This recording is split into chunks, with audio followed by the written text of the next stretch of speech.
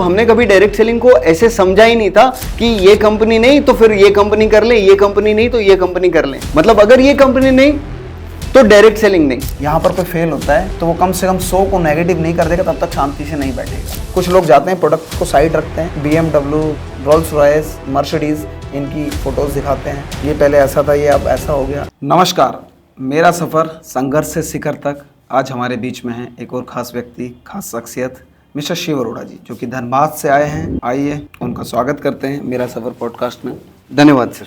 Sir हैं शिव अरोड़ा जी, जो कि एज ए कॉर्पोरेट ट्रेनर, और इनकी जर्नी से शुरुआत करेंगे कि इन्होंने as a corporate trainer direct selling को भी बहुत सारी कंपनियों को ट्रेनिंग देते हैं, किस तरीके से इनकी लाइफ की जर्नी रही है और ट्रेनर का सफ़र इनका कैसा रहा। शुरुआत जैसा कि आप बता रहे हो सर, हमने भी सेल्स डायरेक्ट सेलिंग से की थी। ग्रेजुएशन का छात्र था, तो मैं ऐसा बताता हूँ कि मैंने 28 साल से मैं बेच रहा हूँ और पिछले 19 साल से डायरेक्ट सेलिंग का एक्सपीरियंस और पिछले 9 साल से कम्प्लीटली कोचिंग इंडस्ट्री के अंदर में हूँ। तो डायरेक्ट सेलिंग से कोच कैसे बना, इट इज़ लाइक कि एक पैशन ट्रिगर हो गया, एक पैशन फाइंड आउट हो गया कि स्टेज पे जाना, लोगों से बात करना, लोगों की प्रॉब्लम को सॉल्व करना, उससे काफ़ी रिलेट कर पा रहा था। सो ये धीरे धीरे कैसे अपना करियर यही बन गया, मतलब ये पता नहीं चला, बट एक बोलते हैं ना, जैसे डिमांड क्रिएट होने लगी। आपने एक मंच पे गए, दूसरे मंच पे गए, फिर लोग बुलाने लगे, फिर समझ में आया कि फिर इसी चीज़ के लिए लोग आपको पे करने लगे, तो फिर इस काम में मज़ा आने लगा। मतलब ऐसे ऐसे करते करते पैशन प्रोफेशन कब बन गया पता ही नहीं चला। तो सिर्फ सर आपने बताया कि आपकी शुरुआत डायरेक्ट सेलिंग से हुई। हाँ जी। तो डायरेक्ट सेलिंग में कब आपकी शुरुआत हुई, कौन से सन में आप आए? आपको देखकर तो लगता नहीं है कि आपने डायरेक्ट सेलिंग को कितना टाइम दिया होगा अराउंड। आपकी पर्सनैलिटी देखकर लगता है कि आपकी उम्र ही 25-30 साल लग रही है। नहीं, मैंने 1 दशक डायरेक्ट सेलिंग किया है एज अ डायरेक्ट सेलर। और डायरेक्ट सेलिंग में अचीवमेंट की बात करूं तो मेरा डायरेक्ट सेलिंग का अचीवमेंट ये है कि मैंने 1 दशक एक ही कंपनी में काम किया है। मतलब आज के टाइम में मैं ये हर एक डायरेक्ट सेलर्स को मैसेज देना चाहूँगा कि लॉयल्टी बहुत बड़ा फैक्टर है अगर आपको डायरेक्ट सेलिंग में कामयाब होना है। नो, तो 1 दशक 2006 से मैं ग्रेजुएशन सेकेंड ईयर का स्टार्टिंग कर रहा था और मेरे को किसी ने डायरेक्ट सेलिंग की प्रेजेंटेशन दिखाई थी। तो मेरे को बहुत पैसा या फेम, वो सारी चीज़ें उतना एक्साइट नहीं की थी। मेरे को वो बंदा जो स्टेज में खड़े होकर प्रेजेंटेशन दे रहा था वो एक्साइट कर रहा था कि क्या मैं ऐसा हो सकता हूँ, बिकॉज मैं काफ़ी इंट्रोवर्ट था। और मेरी को उन्होंने ये बोला कि ये एक प्रोसेस होता है, यहाँ पे लीडरशिप ट्रेनिंग होती है। और मेरे को ये यकीन हुआ कि चलो कोशिश करता हूँ, अदरवाइज मेरी लाइफ कैसी होगी। पापा के धंधे में लगा हुआ था, खोने के लिए कुछ नहीं था, सोचा करके देखते हैं। एंड करते करते करते करते सारी चीज़ें होने लग गई। तो 2006 से 15 तक लगभग मैंने डायरेक्ट सेलिंग किया है एज अ डायरेक्ट सेलर।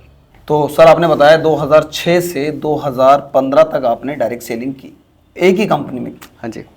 फिर वहाँ से एक ट्रेनर तक का सफ़र बीच में क्या रहा ऐसा कि 10 साल देने के बाद, क्योंकि इस इंडस्ट्री में बोला जाता है कि 3 साल 4 साल 5 साल आप किसी कंपनी को किसी कंपनी में टिक कर काम करते हैं तो आप अच्छा पैसा कमाने लगते हैं, पैसिव इनकम तक पहुँच जाते हैं। तो फिर 10 साल बात करने के बाद आपको ट्रेनर बनने के बारे में कब विचार आया, क्यों आया? जब डायरेक्ट सेलिंग कर रहे थे तो उसी समय बहुत सारे इंस्टीट्यूशंस, कॉरपोरेशंस के अंदर में हमारे जाना आना शुरू हो गया था। बहुत सारे कॉलेजेस बुलाने लग गए थे, बहुत सारे स्कूल्स में जाने लग गए थे। तो उसी समय ये एक पैराडिम है प्रोफेशन का, ये चीज़ समझ में आ गई थी। बट डायरेक्ट सेलिंग के अंदर मैं कभी ट्रेनिंग करूँगा, ये चीज़ डिकोड करने में शायद बहुत टाइम लग गया, बिकॉज ये चलन ही बहुत देर बाद आया। हमने कभी ये नहीं सोचा था कि हम डायरेक्ट सेलिंग कंपनियों में आकर ट्रेनिंग देंगे, बिकॉज आप देखो कि 2006, 7, 8, 9, 10, 11, 12, 15 ऐसा चलन नहीं था कि एक्सटर्नल ट्रेनर्स हायर किए जाते थे। डायरेक्ट सेलिंग जब तक की एक ही कंपनी की और किसी पर्सनल रीजन से जब मैंने डायरेक्ट सेलिंग छोड़ा तो हमारे लिए डायरेक्ट सेलिंग का सफर खत्म हो गया। मतलब हमने कभी डायरेक्ट सेलिंग को ऐसे समझा ही नहीं था कि ये कंपनी नहीं तो फिर ये कंपनी कर ले, ये कंपनी नहीं तो ये कंपनी कर ले। मतलब अगर ये कंपनी नहीं तो डायरेक्ट सेलिंग नहीं। तो अब मैंने सोचा कि मेरे पास करने के लिए क्या है, व्हाट आई कैन डू। तो मैंने सोचा कि मेरे वीकनेसेस क्या है, मेरे स्ट्रेंथ क्या है। तो मेरे जो स्ट्रेंथ सामने आए वो था मेरा पब्लिक स्पीकिंग। तो उसके बाद आई स्टार्टेड लाइक मैंने काउंसलिंग से, ऑनलाइन कोचिंग से चालू किया, फिर धीरे धीरे करके कॉर्पोरेट में जा रहा था। फिर 2019 में मेरे को एक कॉल आता है from a direct selling company कि हमारे को ट्रेनिंग कराना है।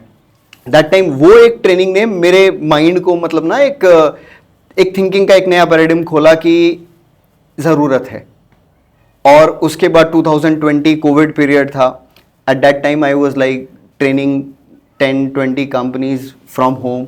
तो मेरे को लगा कि यहाँ पे एक बहुत बड़ा गैप है और उस गैप को मैं फिल कर सकता हूँ, बिकॉज मेरे पास डायरेक्ट सेलिंग का भी as a direct seller on field experience था।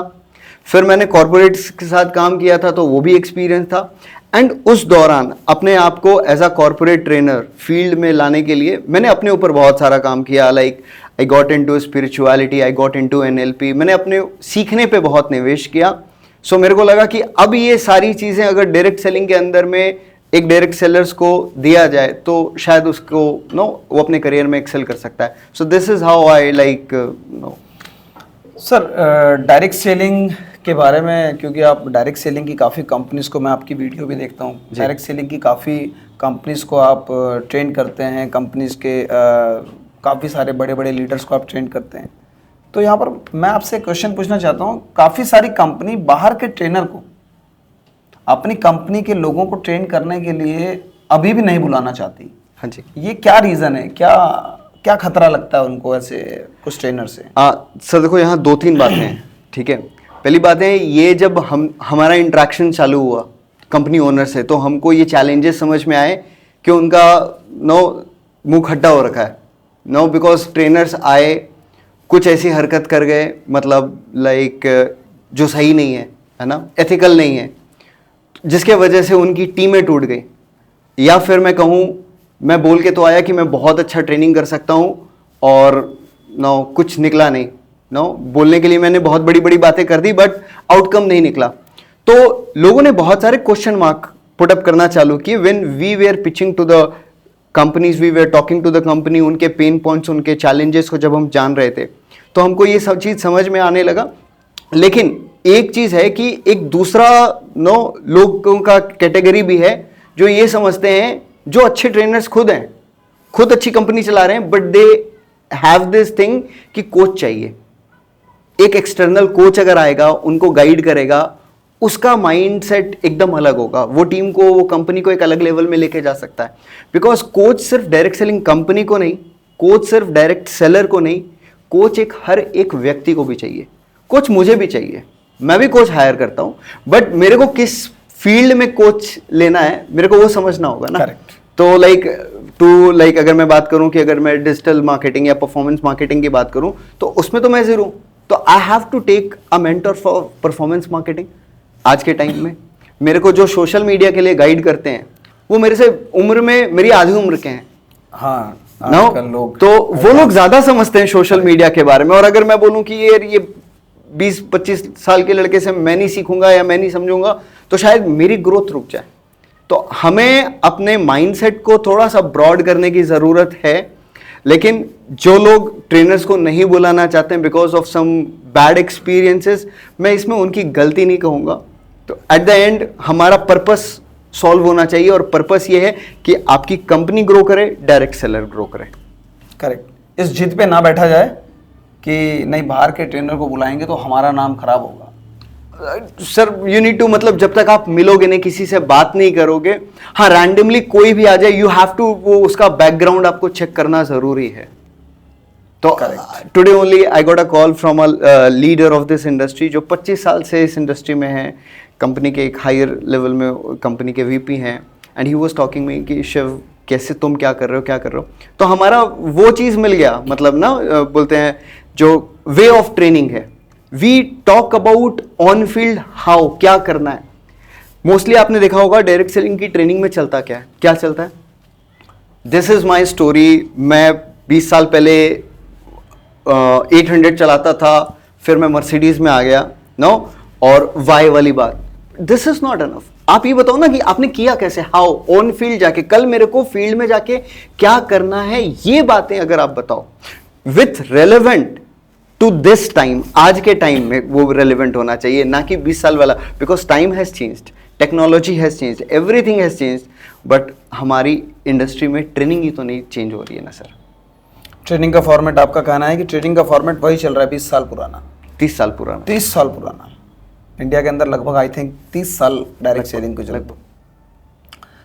तो सर यहाँ पर एक क्वेश्चन मेरे दिमाग में आता है कि 30 साल हो गए इंडिया में डायरेक्ट सेलिंग को चलते हुए, अब डायरेक्ट सेलिंग किस दिशा में जा रही है? क्या ग्रोथ की तरफ जा रही है या काफ़ी हो गया, अब दूसरा काम देखते हैं? नहीं सर, ग्रोथ इज फैबुलस। मतलब मैं आपको बताऊं कि ये एक ऐसा टाइम है, मैं बोल सकता हूं कि डायरेक्ट सेलिंग के लिए सुनहरा टाइम है। अभी पूरी जनता अवेयर है और जनता अच्छे प्रोडक्ट के लिए, अच्छे उत्पाद के लिए सही कीमत देने के लिए तैयार है। अभी आपने देखा होगा कि एक कैंपेन चलता है, लेबल पढ़ेगा इंडिया। आज इंटरनेट का युग है, लोग इंटरनेट पे सारी चीज़ें वेरीफाई करते हैं। अभी लोगों को ये चीज़ पता चल गया है कि टोमेटो केचप है, लेकिन टोमेटो केचप के अंदर में टोमेटो नहीं है। काजू बिस्किट है, लेकिन उसके अंदर में काजू नहीं है। रियल फ्रूट जूस है, लेकिन उसके अंदर में फ्रूट नहीं है। अब लोग अवेयर हैं। अभी मेरे को लगता है कि पिछले 10, 20, 25 साल में उतने लोग अवेयर नहीं होंगे शुगर को लेके जितना अब अवेयर है। क्या इस प्रोडक्ट के अंदर में शुगर बहुत है, मैं ये प्रोडक्ट नहीं लूंगा। ये अवेयरनेस पहले कहाँ थी? Now people are aware about organic thing, good products. तो ये चीज हमेशा से 30 साल से एक चीज तो है सर, डायरेक्ट सेलिंग के अंदर में जो भी कंपनियां हैं क्वालिटी प्रोडक्ट्स प्रोवाइड कराने की कोशिश करती हैं। क्योंकि जो बड़ी बड़ी एमएनसी है, बड़ी बड़ी कंपनी है, उनको अपने उत्पाद बेच के चल जाना है। और आप एज अ कंज्यूमर अगर सेटिस्फाई भी नहीं होते हो, क्या कोर्ट में जाते हो बड़ी बड़ी कंपनियों के लिए? लेकिन यहाँ पे एक डायरेक्ट सेलिंग कंपनी अपने कंज्यूमर से डायरेक्टली जुड़ी रहती है, डायरेक्ट सेलर के माध्यम से। तो ये लोग समझ रहे हैं। बहुत सारे ऐसे लोग हैं मेरे नज़र में जो डायरेक्ट सेलिंग नहीं कर रहे हैं, लेकिन उत्पाद डायरेक्ट सेलिंग कंपनियों से, अलग अलग कंपनियों से अलग अलग प्रोडक्ट मंगाते हैं। वाई? तो भविष्य तो सर सुनहरा है सर। हाँ, ये बात आपने बिल्कुल सही बोली कि प्रोडक्ट की बात करें तो डायरेक्ट सेलिंग कंपनीज के जो प्रोडक्ट है उन पर बहुत मेहनत करती है कंपनी। एग्जैक्टली, बिकॉज हम डायरेक्टली कंज्यूमर तक है ना सर। कंज्यूमर डायरेक्टली क्वेश्चन करेगा, तो अगर डायरेक्टली कंज्यूमर क्वेश्चन करेगा और मेरा प्रोडक्ट अच्छा नहीं होगा तो काम ही नहीं चलेगा। डायरेक्ट सेलर बोलेगा मैं काम कैसे करूं?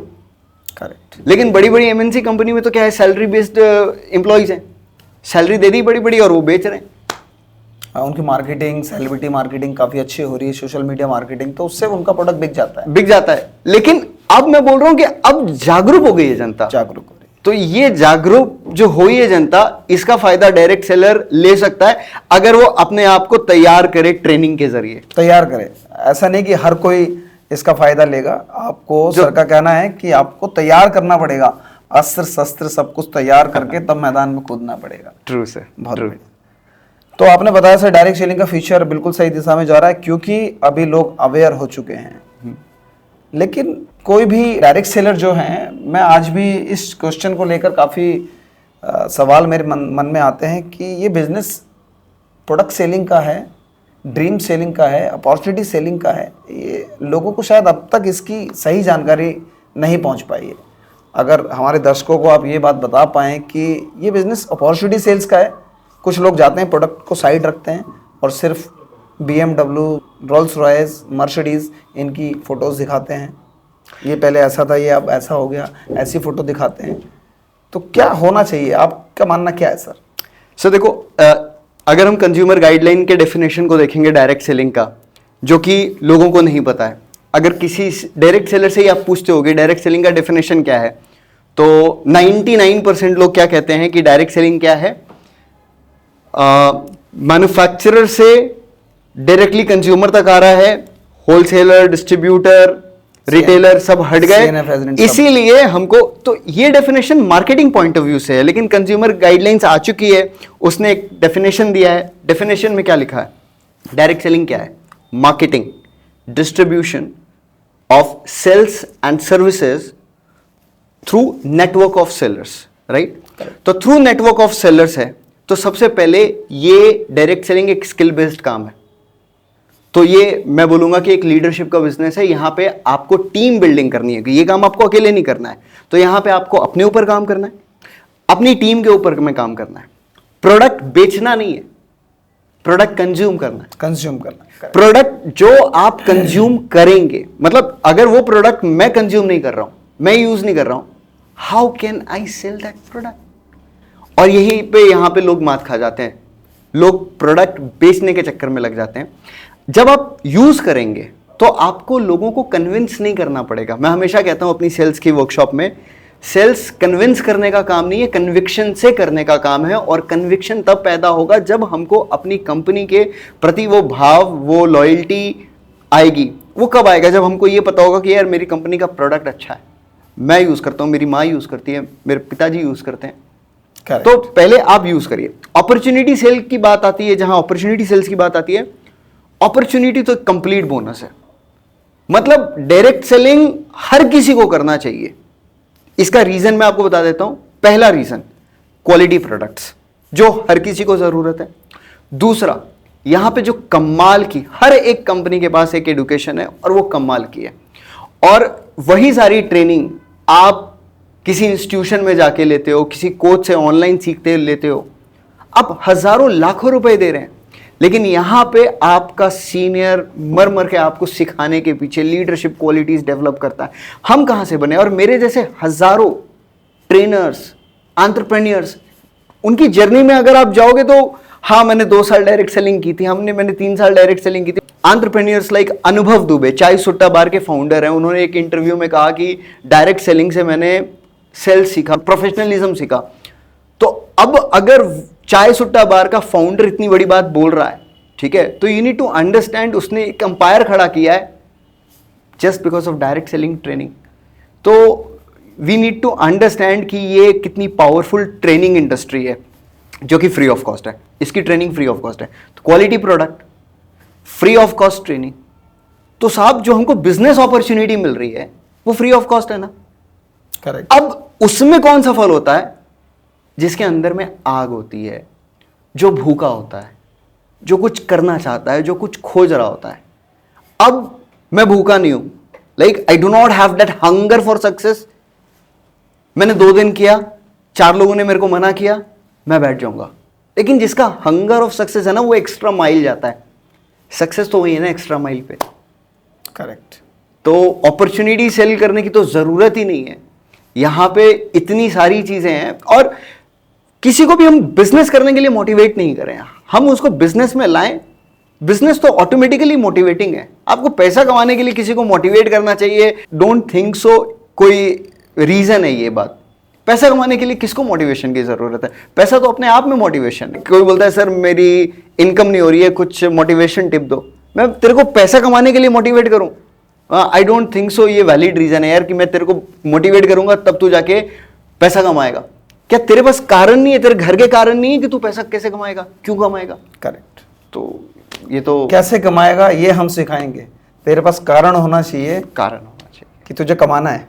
अगर कमाने का कारण है तो फिर यहाँ का सिस्टम आपको सिखा देता है कि कैसे कमाया जाता है। सर बना देता है, बना मतलब देता है। सिखा के बना देता है। And you have been one of that example. आपकी जर्नी एक एग्जाम्पल है, तो शानदार है सर।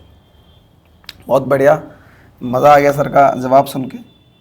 लेकिन इस इंडस्ट्री के अंदर शायद मैं गलत हो सकता हूँ, एक बड़ी प्रॉब्लम है सर, इसका जो सक्सेस रेशियो है वो बोला जाता है कि बहुत कम है। 100 लोग ज्वाइन करते हैं, 5% लोग सफल होते हैं, 95 लोग असफल हो जाते हैं। ऐसा क्यों?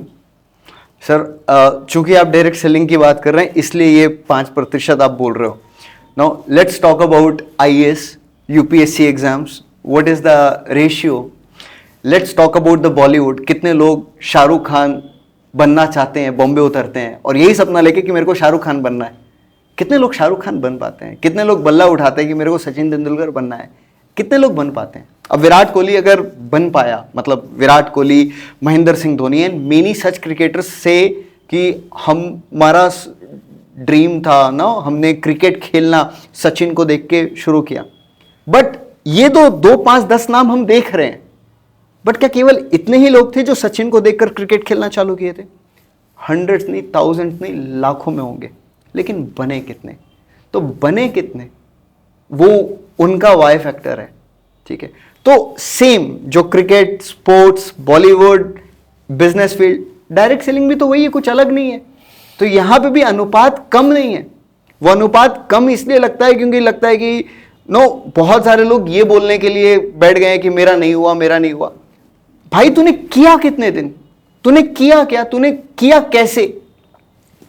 सर हम इंजीनियरिंग करने के बाद जॉब लेते हैं, या पढ़ाई पढ़ने के बाद डॉक्टर की पढ़ाई किया उसके बाद जॉब लेते हैं, कितने साल पढ़ते हैं? 20-25 साल। करेक्ट। उसके बाद एक नौकरी के लिए काम करते हैं। डायरेक्ट सेलिंग में कितने साल आपने डायरेक्ट सेलिंग किया? मैंने 4 महीने किया था, कुछ नहीं हुआ। मैंने 4 साल किया था, कुछ नहीं हुआ। 4 साल एक इंडस्ट्री को समझने के लिए टाइम तो 4 साल। अच्छा तूने किया क्या था 4 साल में? भी तो 3 साल तू घर पे बैठा रहता होगा, अपलाइन को गोली मारता होगा, सर मैं फील्ड पे हूं। तो यू नीड टू अंडरस्टैंड कि आपने सही तरीके से क्या डायरेक्ट सेलिंग की। जिसने जिसने सही तरीके से की, we have an number of examples जिसने फोड़ा है। करेक्ट। तो रेशियो कम नहीं है सर। ये बस क्या है कि निगेटिव लोग बोलते हैं ना, वो चिल्लाते ज्यादा हैं तो लगता है कि हाँ ठीक है। जो सक्सेसफुल है वो शांति से बहुत सारे काम कर रहा है। शानदार जवाब दिया सर ने कि सक्सेस रेशो एक्चुअल में कम नहीं है। सिर्फ प्रॉब्लम क्या है, जितना मैं समझ पाया हूँ, बाकी सर जवाब देंगे, कि जो लोग यहाँ डायरेक्ट सेलिंग में आने के बाद खुद के कारणवश फेल हो जाता है, काम नहीं करता, नेगेटिव जल्दी हो जाता है, गोलियां देता है, बहुत सारी बात सर ने बताई, और उसके बाद वो फेल हो जाता है तो वो इस इंडस्ट्री की बुराई करने लगता है। और वहीं दूसरी तरफ बाकी कई सारी इंडस्ट्री के बारे में सर ने बताया, डॉक्टर है, आईपीएस है, इंजीनियर है, एडवोकेट है, या जज की तैयारी बहुत सारे बच्चे कर रहे होते हैं, या क्रिकेटर बनने की तैयारी कर रहे होते हैं। वो लोग फेल हो जाते हैं तो वो ठानते हैं कि अब मैं फेल हुआ, मेरा बच्चा बनेगा। लेकिन यहाँ पर कोई फेल होता है तो वो कम से कम 100 को नेगेटिव नहीं कर देगा, तब तक शांति से नहीं बैठेगा। Very well pointed out sir, आपने बहुत अच्छा पॉइंट आउट किया है कि लोग ब्लेम गेम खेलते हैं। मैं कामयाब नहीं हो पाया तो ये जिम्मेवारी मैं अपने पर नहीं लूंगा, किस पे डाल दूं, अपलाइन पे डाल दूं या कंपनी पे डाल दूं। So easy way to escape कि मैं क्यों नहीं कर पाया। कोई भी इंसान अपनी हार की जिम्मेवारी खुद नहीं लेता है। वो बोलता है कि यार मेरे माँ बाप के कारण, तो यहां पर कितना अच्छा है, कंपनी के कारण सारा टिकड़ा फोड़ दिया। इंडस्ट्री के बारे में बोल दो, इंडस्ट्री के बारे में नेगेटिव बोल दिया। हाँ, there are some companies, there are some schemes जो चुनाव गलत हो गया। तो अब अगर चुनाव गलत हो गया तो ऐसा थोड़ी है कि आप दोबारा कदम नहीं उठाएंगे। सही प्लेटफॉर्म में जाओ, वहां पे सही तरीके से सिस्टम से सीखो, उसके बाद आगे बढ़ो।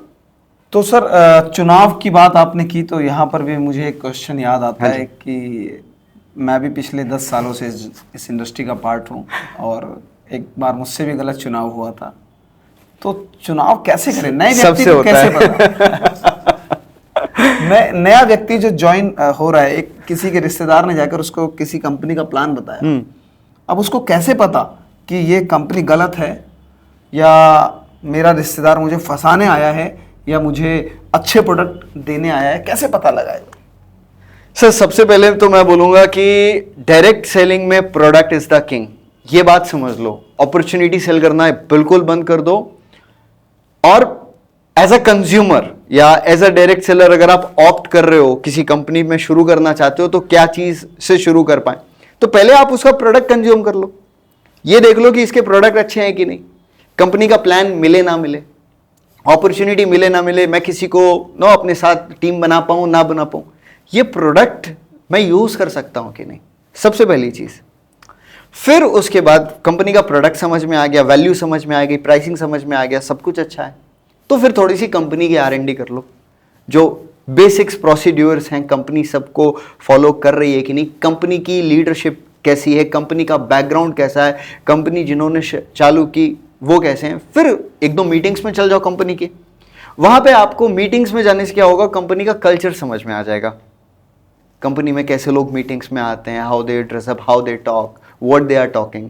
अगर वहां पे केवल लोग अपॉर्चुनिटी की बात कर रहे हैं, या केवल गाड़ियां हैं, केवल पैसे की बात कर रहे हैं, तो समझो क्या है फिर जब रहोगे 2-5 दिन 10 दिन टाइम दो, उसके बाद आपको समझ में आए कि हाँ ये सब कुछ अच्छा है। फिर ये देखो कि प्रोडक्ट तो कंज्यूम करने के लिए मैं कर सकता हूं, ज्वाइन कर लो एज अ कंज्यूमर। फिर एक मतलब एक प्रक्रिया है सर, यहाँ पे कंज्यूमर से डायरेक्ट सेलर बनने की, डायरेक्ट सेलर से लीडर बनने की। यहाँ पे तो बंदा ज्वाइन करता है और 2 महीने के बाद अपने प्रोफाइल में लिख देता है कि भैया मैं बहुत बड़ा लीडर हूँ, मैं मोटिवेशनल स्पीकर हूँ। तो ये प्रक्रिया से गुजरना पड़ेगा। तो मेरा चुनाव के लिए सिंपल सा पहला पॉइंट यही रहेगा, प्रोडक्ट। डायरेक्ट सेलिंग में प्रोडक्ट इज द किंग। तो सर आपने बताया कि नए लोगों के लिए चुनाव करते टाइम सबसे पहले उनको ये देखना है कि प्रोडक्ट कैसे यूज़ करो, जल्दबाजी मत करो। अमीर बनने की बहुत जल्दबाजी करना भी गलत होता है। ये इंडस्ट्री आपको अमीर पैसे वाला बनाती है, इंसान बनाती है, लेकिन जल्दबाजी मत करो। आप उस दिन प्रोडक्ट को यूज़ करो। लेकिन सर एक क्वेश्चन फिर बनता है कि काफ़ी सारे ऐसे नेटवर्कर जिनको पता है कि मैं इस कंपनी का चुनाव कर रहा हूँ और इसकी आने की डेट भी पता है मुझे और जाने की डेट भी पता है, उसके बाद भी मैं ऐसी कंपनी का चुनाव करता हूँ। ऐसे नए लोगों की बात नहीं कर रहा मैं, ऐसे लोग जिन्होंने इस इंडस्ट्री को 2 साल 4 साल 5 साल दिए हैं और वो ऐसी कुछ कंपनी के अंदर चले जाते हैं जहाँ पर जाने के बाद शायद कमा भी लेते हैं और शायद नहीं भी कमाते, और क्या कमाते हैं क्या नहीं कमाते, और उसके बाद कुछ महीनों के बाद फिर कहीं और होते हैं। क्या होता है क्या नहीं होता, ये बड़ा गहरा सब्जेक्ट सर वो नेटवर्कर नहीं होते हैं, वो सेट वर्कर होते हैं नो, जो सब कुछ समझ रहे हैं क्या गलत है ना, और वो लोगों को केवल अपनी टीम को यूज कर रहे हैं। सो दिस इज एक्चुअली मतलब एक इस इंडस्ट्री की जो छवि को अगर खराब हो रही है मार्केट में, because of this people know, कि सब कुछ जानते हुए भी गलत डिसीजन लेना, खुद नहीं अपनी टीम से भी लेवाना, फिर उनको कहीं और चल जाना। सो दिस इज व्हाट, मैं उनको नेटवर्कर तो बोलूंगा ही नहीं। वो लाइन सुनी होगी आपने sir, no CMD, no MD, no TDS, no GST और नो डिसेंट्रलाइज, फुली डिसेंट्रलाइज, ऐसा कुछ सिस्टम आजकल चलते हैं। वो सर उसकी तो बात ही अलग है, वो तो मतलब दुबई का कारवां आपको दिखाते हैं जी, ठीक है। तो you need to understand, if you are talking about, मैं इसको डायरेक्टली बात करूं, crypto like investment plans no, crypto is something different thing. Crypto currency completely different thing है, और जो डायरेक्ट सेलिंग के माध्यम से, टीम वर्क के माध्यम से क्रिप्टो को प्रमोट कर रहे हैं, दैट इज कंप्लीटली इलीगल।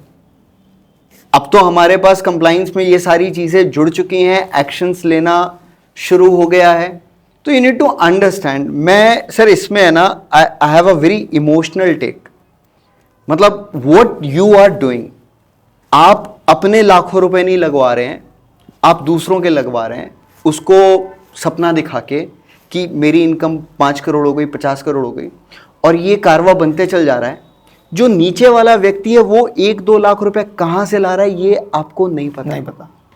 और उसके लिए वो 1 लाख रुपए ऐसा भी हो सकता है कि अगर उसका 1 लाख रुपए गया, शायद वो अपनी जान दे दे। करेक्ट। तो एक्चुअली आप लोगों की जिंदगियों के साथ खेल रहे हो, परिवारों के साथ खेल रहे हो। मतलब वो हराम की कमाई सर, वो पैसा नहीं लगेगा, कोई प्रोडक्ट नहीं है, आप केवल मनी रोटेशन कर रहे हो। और उसके बाद भी आप सोशल मीडिया में आके चिल्लाते हो कि प्रोडक्ट बेस में कुछ नहीं रखा है, यहां पे आओ अपना करियर बनाओ। करेक्ट। दुख तो उस बात का होता है कि भोले भाले लोग बहक जाते हैं। तो नो इट्स अ हाई, आपने अच्छा हुआ ये पॉइंट रेज किया, but people need to understand, चुनना पड़ेगा। ये इन्वेस्टमेंट प्लान नहीं काम करते हैं, मतलब जल्दी पैसा कमाए। ये सर ये सारी चीजें इसलिए हो रही हैं बिकॉज इंसान के जीवन में लालच हावी हो चुका है ना, सब जल्दबाजी में। पहले यूट्यूब में हम 10 मिनट का 20 मिनट का वीडियो देखते थे, अब हमको वो नहीं देखना, अब हमको रील्स देखना है। रील कितने मिनट का है? 1 मिनट का, लेकिन वो 1 मिनट भी हम नहीं देखते हैं, अपन 2 सेकंड देखते हैं। इसलिए हमको हुक ऐसा बनाना है कि लोग नो वीडियो 1 मिनट का पूरा देखें। मतलब लोगों के पास 1 मिनट का वीडियो भी कैसे देखेंगे? अच्छा कोई वीडियो काम का भी लगा ना, उसको सेव कर लेंगे, सोचेंगे इसको बाद में देखेंगे, फिर दूसरा देखो। मतलब व्हाट, तो लोग इतनी जल्दबाजी में, हर चीज में जल्दी है। रिलेशनशिप्स के अंदर में हम देखें आज इतने डाइवोर्सेस क्यों हो रहे हैं, ठीक है। तो ये जो माइंडसेट चेंज हो गया है ना, ये पूरी सोसाइटी का, चीजें जल्दी चाहिए, चीजें फास्ट चाहिए, रिश्तों की कदर नहीं है, सिर्फ प्रॉफिट चाहिए। तो माइंडसेट पूरा लालच वाला जिसका हावी हो गया है, उसका करियर खत्म है सर। वो मतलब ही कैन नॉट ग्रो। तो सर का कहना है कि ये लालच वाले जो प्लान है, जो क्रिप्टो की आड़ में या किसी भी अलग अलग तरीके के नाम लेके आते हैं। लाइक मैं एक दो कंपनी के नाम भी अगर लेना चाहूँ तो bike boat, feature maker, radio taxi, तमाम अलग अलग नामों का ट्रेंड लेकर आते हैं।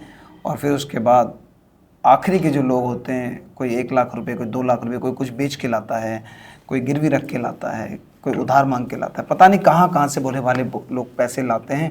और ऐसे लोग, ऊपर के कुछ लोग पैसा कमाते हैं और फिर उसके बाद उन लोगों का क्या हाल होता होगा ये नहीं सोचते। तो मैं सर सुलूनी यूनिवर्सिटी गया था, वहाँ पर मैंने एक क्वेश्चन रेस किया था। काफ़ी सारे बड़े बड़े इस इंडस्ट्री के सुपर हीरोज, मैंने नाम दिया था कि इस इंडस्ट्री के सुपर हीरोज, सब लोग अपने अपने बारे में प्रमोशन करने लगे हुए कि मैं अच्छा ट्रेनर, मेरी अच्छी कंपनी, मेरी कंपनी के अंदर आओ ये। लेकिन ऐसी कंपनियों के लिए स्पेशली नाम लेकर क्यों नहीं बोलते? उनको क्या डर लगता है सर?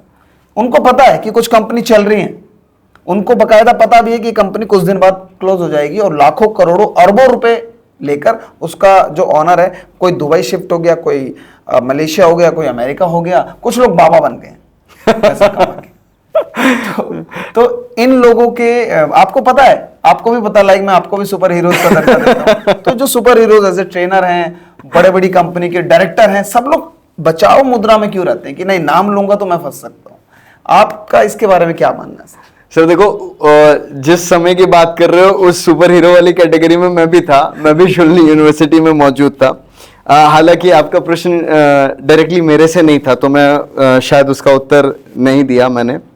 और कुछ जगह की गरिमा और कुछ एक वे ऑफ प्रोसीडिंग्स रहता है कि चीज़ों को कैसे प्रोसीडिंग करना है, ठीक है।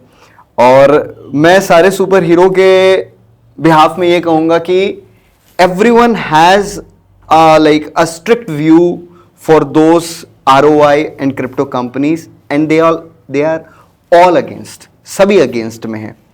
अब स्पेसिफिकली कोई नाम नहीं लेता है, मैं उसके बारे में तो कमेंट नहीं कर सकता हूं, लेकिन आपने तो ब्लंटली आप भी सुपर हीरो से कम नहीं है साहब, तो आपने तो ब्लंटली नाम लेके पूरी इस इंडस्ट्री को एक मैसेज दे दिया है कि ये गलत चल रहा है।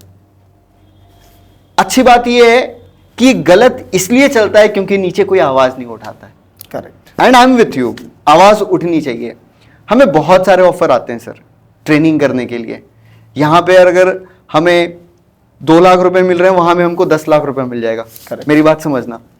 लेकिन बात ऐसी है, मैंने कभी ऐसा नहीं है मैंने क्रिप्टो के अंदर में ट्रेनिंग नहीं की है। मैं आपको मजे की बात मैं कन्फेस करता हूं, साल था 2020-21 के मिड का, मैंने ट्रेनिंग की है।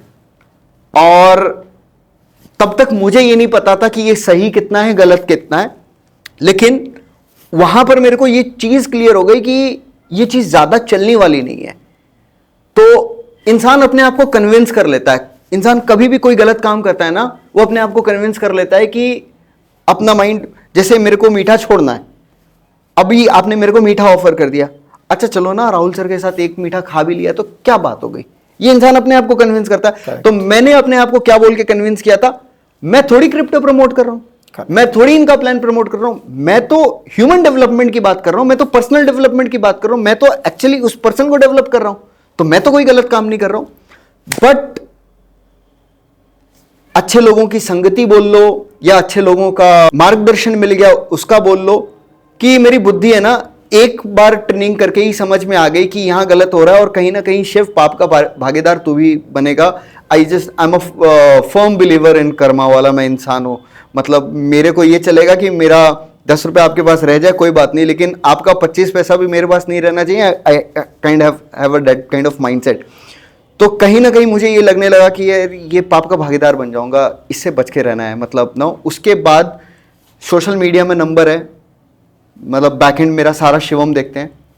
रैंडमली मैं बोलता हूं कोई भी कॉल कर ले, 10 महीने बाद कॉल कर ले, 6 महीने बाद कॉल कर ले, नंबर बदल के किसी नंबर से भी कर ले, ऑफर दे दे अच्छे से अच्छा, मेरा टीममेट वो ट्रेनिंग को एक्सेप्ट करेगा ही नहीं।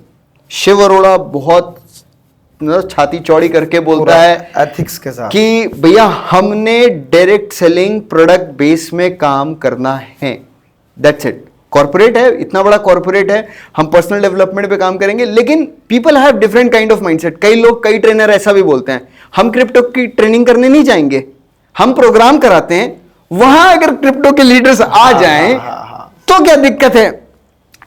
आप जानते हुए भी ये बात बोल रहे हो कि मैं क्रिप्टो की ट्रेनिंग नहीं करता हूं, मैं एक प्रोग्राम ऑर्गेनाइज कराता हूं डायरेक्टली अपने नाम का। शिव अरोड़ा लो एक विजन टू रियलिटी का एक प्रोग्राम मोटिवेशनल सेशन कर रहा है, आप वहां पे अपनी सारी टीममेट को लेके आ जाओ। भाई चाकू कद्दू पे गिरे, कद्दू चाकू पे गिरे, बात तो बराबर है। करेक्ट। ठीक है, तो आपने चूंकि जिनका भी नाम लिया है, पीपल नीड टू अंडरस्टैंड। लोग एक कंपनी बंद करते हैं, फिर दूसरा प्लान लाते हैं, फिर तीसरा प्लान लाते हैं। ये क्रिप्टो इन्वेस्टमेंट प्लान ये डायरेक्ट सेलिंग नहीं है, ये डायरेक्ट सेलिंग में चलेगा भी नहीं। और अब तो मेरे को लगता है कि जितनी भी हमारी बॉडीज हैं, रेगुलेटरी बॉडीज हैं, they are into action mode, ये एग्रेसिव है। भले ये नाम नहीं ले, ठीक है, with due respect to their positions, लेकिन ये एक्शन ले रहे हैं, इसीलिए हम कुछ बदलाव भी देख रहे हैं। ठीक है, बट आप और हम ऑन फील्ड रहते हैं ना, तो कई बार ये गुस्सा चढ़ता है कि यार नाम लेके बात करें, लेकिन कई बार मजबूरी है कि यार क्यों हम कीचड़ में पत्थर फेंकें, अपने काम पे करते हैं। तो फिर हम यही सोचते हैं कि हम लोगों के साथ जो हमारे साथ जुड़े हैं, हमारे क्लाइंट जुड़े हैं, हम उनको अवेयर करने की कोशिश करते हैं। करेक्ट। तो वहाँ पर भी मैंने ये क्वेश्चन जब रेज किया था शिव सर, तो वहाँ से ये जवाब मिला जो कि आप लोगों के लिए बहुत काम का है कि हम डायरेक्टली नहीं बोल रहे, आप तो बोल सकते हो, आप लोग कंप्लेंट भेजिए, बिल्कुल, आप लोग बताइए कि ये कंपनी इस तरीके से गलत कर रही है, हम उसके खिलाफ चेकिंग करेंगे, उसके बारे में पूरा रिसर्च करेंगे, और अगर ऐसा कुछ होगा तो हम उसके खिलाफ एक्शन लेंगे। तो मैं कोशिश करूँगा कि आप इस वीडियो के डिस्क्रिप्शन में वो लिंक मिल जाए जहाँ पर जाकर आप कंप्लेंट अपने रेज कर सकते हैं। और ऐसी कुछ कंपनीज अगर आपको दिखाई देती हैं जो गलत कर रही हैं, तो वहाँ पर उनका नाम, उनकी कंप्लेंट आप लिख कर डाल सकते हैं। तो शिव सर, डायरेक्ट सेलिंग के टॉपिक पर बात चली रही है, तो बिगिनर्स के लिए मैं कुछ जानना चाहता हूँ, और काफ़ी सारे व्यूअर हैं जो बिगिनिंग के अंदर ही सबसे ज़्यादा जो इस इंडस्ट्री में छोड़ने का रेशियो आता है। बाकी इंडस्ट्री का तो जब तक वो पूरी कोशिश नहीं कर लेते, जब तक एक लड़का डॉक्टरी की तैयारी कर रहा है, जब तक वो पूरा फेल नहीं हो जाता, तब तक नहीं मानता कि मैं डॉक्टर नहीं बन सकता। या कोई क्रिकेटर बनने की तैयारी कर रहा है, जब तक वो 5-7 साल 10 साल लगाकर हार नहीं मान लेगा, तब तक नहीं मानता कि मैं क्रिकेटर नहीं बन सकता। लेकिन यहाँ पर आने के बाद बिगिनर्स पहले 15 दिन में कैसे पता लगा लेते हैं कि मैं अचीवर नहीं बन सकता, या मैं यहाँ से पैसा नहीं कमा सकता, बड़ा लीडर नहीं बन सकता। तो बिगिनर्स के लिए क्या मैसेज होगा सर? सब बिगिनर्स के लिए मैं मैसेज डायरेक्ट सेलिंग के अंदर में दूंगा। पहले मैं बिगिनर्स के लिए जो डायरेक्ट सेलिंग के अंदर में है, मैं उनको मैसेज दूंगा जो बिगिनर्स को नरिश करते हैं। करेक्ट, ठीक है, जो बिगिनर्स को इस अपॉर्चुनिटी के अंदर में, हमारे सिस्टम के अंदर में एनरोल करते हैं, है ना। तो हमारा प्रोसेस ये होना चाहिए कि हम उनको पहले कंज्यूमर बनाएं। पहले दिन के अंदर से मैंने देखा है कि कई लीडर्स बोलते हैं कि चलो आपने ज्वाइन कर लिया, अब आप कल मैं आ रहा हूं, कल आप अपना 10-15 लोगों को है ना अपने घर पे बुला के रखना, मैं मीटिंग लेने आ रहा हूं। उनको सिस्टम के बारे में कुछ नहीं पता, उनको कंपनी के बारे में कुछ नहीं पता। ठीक है, उन्होंने थोड़ा बहुत जानकारी इकट्ठा करके ज्वाइन तो कर लिया है, but how this model works, मैं बोलता हूं ऑब्जेक्शन हैंडलिंग 2 लेवल पे होती है। एक तो जब हम सेल क्लोजिंग करने जाते हैं, और एक होती है बेसिक ऑब्जेक्शंस जो एक व्यक्ति को इस बिजनेस में आने के बाद आने लगती है, उसके सराउंडिंग से, उसका दोस्त, उसका पेरेंट, उसका चाचा, उसका बुआ का बेटा, हर कोई बोलने लगता है। अब चूंकि वो उस ऑब्जेक्शंस को सही तरीके से हैंडल नहीं कर पाता है, उसको लगता है कि यार मैं गलत प्रोफेशन में आ गया हूं, वो छोड़ के चला जाता है। अब इसका पता उसके सीनियर को भी नहीं चलता है कि हुआ क्या एक्चुअली। तो जब हम किसी पौधा को लगाते हैं, पौधारोपण करते हैं, उस समय सबसे ज़्यादा प्रोटेक्शन करने की ज़रूरत होती है, उस समय उनको सबसे ज़्यादा केयर करने की ज़रूरत होती है, नर्चर करने की ज़रूरत होती है। तो यहाँ पे मैं बोलता हूँ कि 24 to 40 आवर्स, मतलब जो हम लोग ट्रेनिंग का मॉड्यूल बनाए, मैंने ट्रेनिंग मॉड्यूल्स खाली नहीं बनाए, मैंने ट्रेनिंग मॉड्यूल्स के टाइम फ्रेम भी बनाए कि ये वाली ट्रेनिंग इतने टाइम के अंदर में हो जानी चाहिए। तो बेसिक ऑब्जेक्शन हैंडलिंग या मेरे ट्रेनिंग मॉड्यूल का जो 1 लेवल है, 2 लेवल है, मैं बोलता हूँ 24 से 48 घंटे के अंदर में कर दो। 2.5-3 घंटे की ट्रेनिंग है, लेकिन वो उसका माइंडसेट और बिलीफ सिस्टम आपके सिस्टम को लेके, आपकी कंपनी को लेके वो स्ट्रांग कर दे, ताकि वो बेसिक ऑब्जेक्शंस कोई भी उसके सामने रेज करे वो टूटे ना। अगर वो टूटेगा नहीं तो क्या होगा, वो अपने प्रोस्पेक्ट्स को तो खो रहा है ना। करेक्ट। तो अल्टीमेटली नुकसान तो दोनों वे में हो रहा है। अब बिगनर्स के लिए मेरा मैसेज ये है कि आजकल एवरीवन हैज अ फितूर of like I want to become an entrepreneur. Shark tank India देखते हैं, कुछ क्रिएट करना, very good. This young India has to create something big, और इसके लिए एंटरप्रेन्योरशिप सबसे अच्छा वे है। और एंटरप्रेन्योर बनने के लिए भी हमको कुछ स्किल्स चाहिए, कुछ स्किल सेट, कुछ माइंडसेट चाहिए जो ये इंडस्ट्री आपको दे सकती है। तो आप केवल इस इंडस्ट्री में डायरेक्ट सेलिंग करने के माइंडसेट से मत आओ। अगर आप इस माइंडसेट से आओगे ना कि मैं एक अच्छा एंटरप्रेन्योर बन सकता हूं, तो आपका दो सोर्स ऑफ इनकम रहेगा। आप जो क्रिएट करोगे वो भी आपका रहेगा, जो डायरेक्ट सेलिंग में आप एक लेवरेज क्रिएट करोगे, पैसिव इनकम क्रिएट करोगे, वो भी रहेगा। लेकिन समय दो। जो स्किल्स आप बाहर पैसे लगा के सीख रहे हो या पैसे लगा के भी नहीं सीख पा रहे हो ना, आपकी अपलाइन आपको फ्री ऑफ कॉस्ट सिखाने के लिए तैयार है। मैं नहीं बोलता हूं कि always you have to come to a coach. हम कितने काम कर लेंगे। डायरेक्ट सेलर के लिए, एक लीडर के लिए उसका सबसे बड़ा भगवान तो उसका अपलाइन है, जो दिन रात लगा रहता है बिना पे आउट के। उसको अपने काम का पे आउट मिलता है, लेकिन कितनी काउंसलिंग कर रहा है वो। उसके अपने डाउनलाइन के परिवार की प्रॉब्लम्स को भी सुनता है, उनके रिश्तों को भी ठीक करता है, डाउनलाइंस की फैमिली में कोई प्रॉब्लम है उसको भी सुन रहा है, हर एक चीज में खड़ा है। कहां मिलता है सब? मतलब आपका अपलाइन नहीं है, actually he is a great mentor to you. Surrender करना पड़ेगा, टाइम लेके आओ, लाइफ स्किल्स सीख जाओगे, फिर लाइफ में जो चाहो कर लोगे। इसलिए टिक करना है, ये माइंडसेट के साथ आओ। राइट, सरेंडर करना पड़ेगा। सरेंडर करना पड़ेगा। इस सरेंडर वाला शब्द को मैं थोड़ा सा सर और डिफाइन चाहता हूँ, इसके बारे में थोड़ा सा और बताइए। सरेंडर मतलब सर देखो, जब मेरे बाबा मेरे को बचपन में उछालते थे गोदी में, तो मेरे को डाउट नहीं रहता था कि ये मेरे को पकड़ेंगे कि नहीं या गिरने दे देंगे। या मैं आज अपनी बेटियों को मतलब गोद में लेता हूं या नो ऊपर उछालता हूं, तो उनको ये डाउट नहीं रहता है। नो, दे से पापा और पापा मजा आ रहा है। They have that faith. Surrender is just about faith, विश्वास।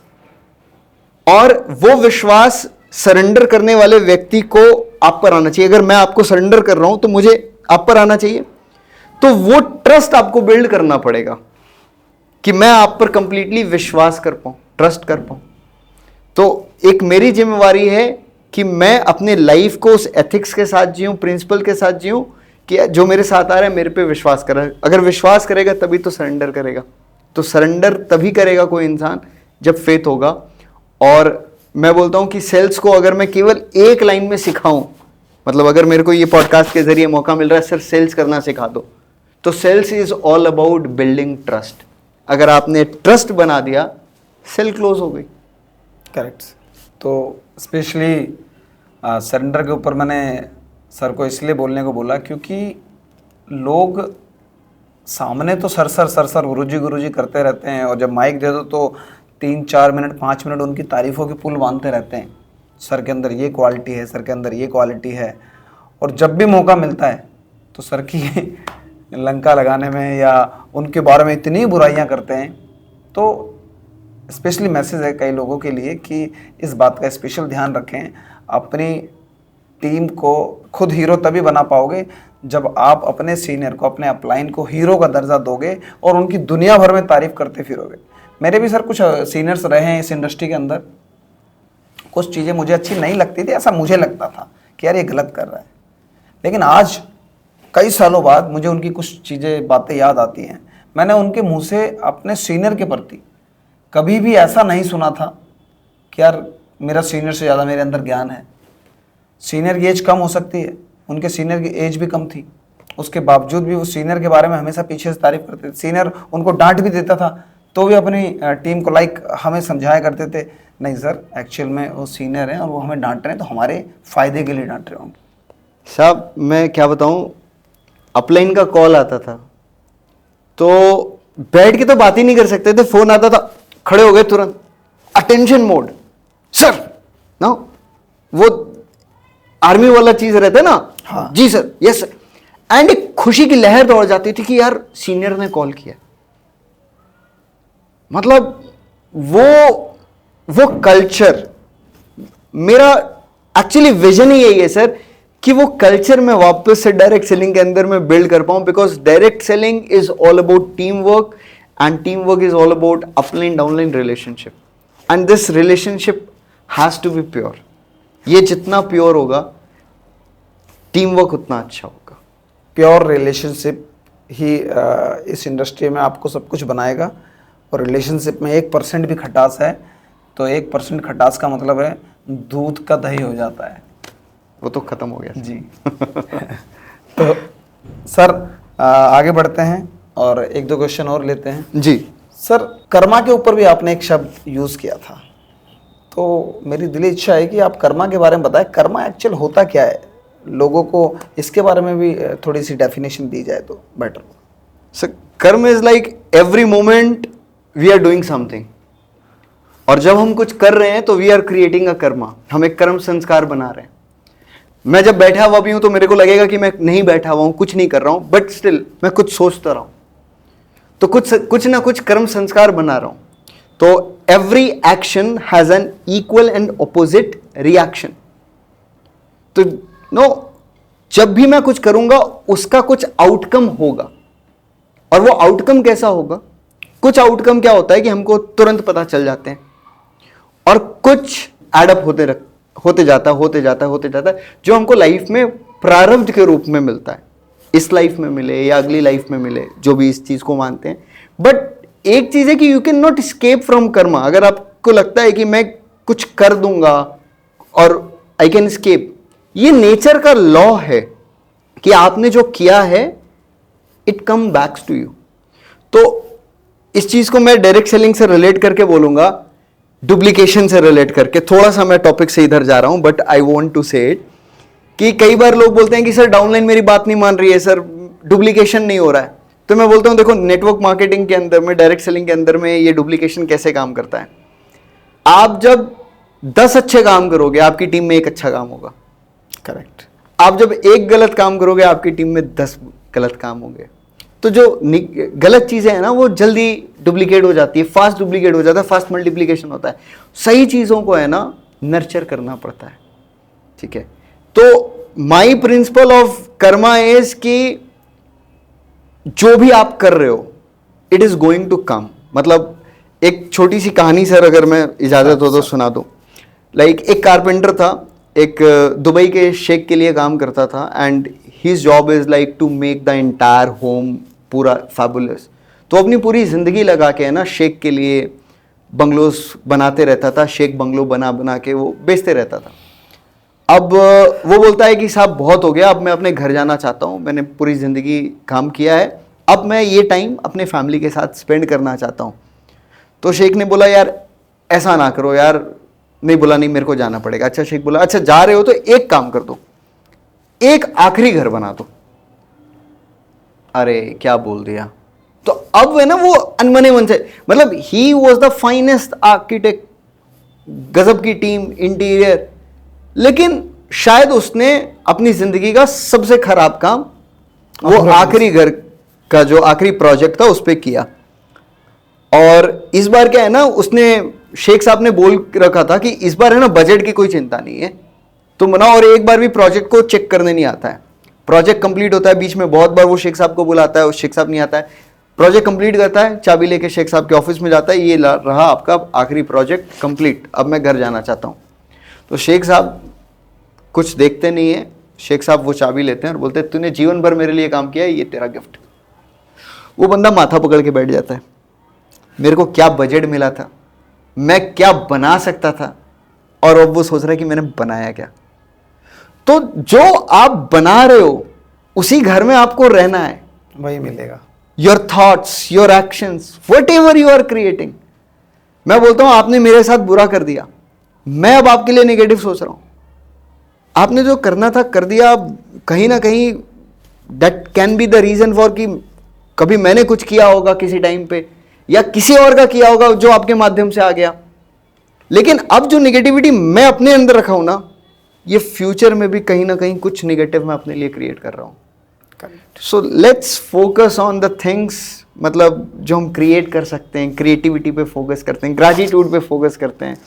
सो karma is like you have to live in that house. Correct, बहुत बढ़िया सर। चलिए सर, आखिरी क्वेश्चन लेते हैं। सिर्फ सर आपकी इंस्टाग्राम पर भी और यूट्यूब पर भी कुछ वीडियोस देखता हूँ, आप महाभारत को लेकर उसके ऊपर काफ़ी सारी वीडियोस बनाते हैं, अध्यात्म को लेकर काफ़ी कुछ बताते हैं।